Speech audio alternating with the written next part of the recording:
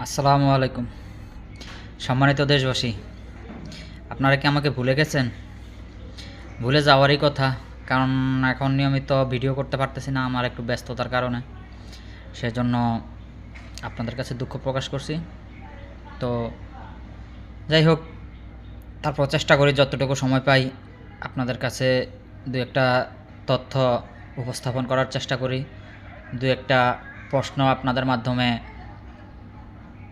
বিরোধী দলমতের কাছে রাখার চেষ্টা করি।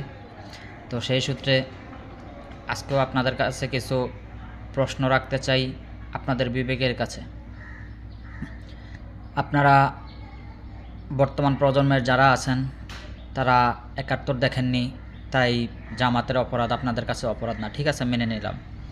এখন আপনারা ২৪ তো দেখেছেন, ২৪-এর অভ্যুত্থান তো দেখেছেন।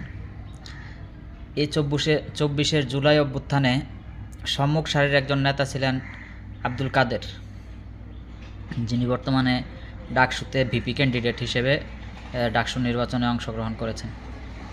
তো এই আব্দুল কাদেরকে আপনার বিগত কয়েকদিন যাবৎ তাকে খুব গালিগালাজ হুমকি ধামকি দেওয়া হচ্ছে, তার প্রাণনাশেরও হুমকি দেওয়া হয়েছে। সে এখন নিজের জীবন নিয়ে শঙ্কিত আছে। তা এটা কিন্তু আমার কথা না, এটা আব্দুল কাদেরের একটা ফেসবুক পোস্টের কথা। সে নিজের আইডি থেকে, নিজের প্রোফাইল থেকেই একটা পোস্ট করেছে যে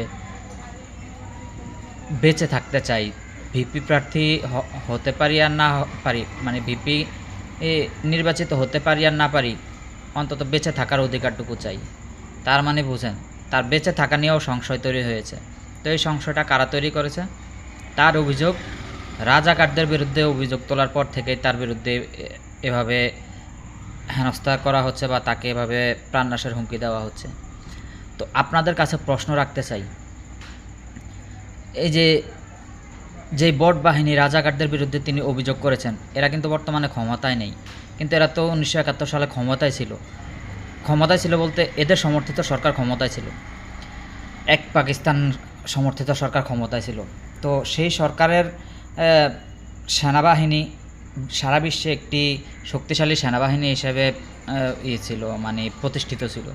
তো সেই সেনাবাহিনীর ছাতার নিচে থেকে এই রাজাকার জামাত শিবির তৎকালীন সময়ে কতটুকু নৃশংস ছিল, কতটুকু মানে আক্রমণাত্মক ছিল, এটা কি ধারণা করতে পারেন আপনারা?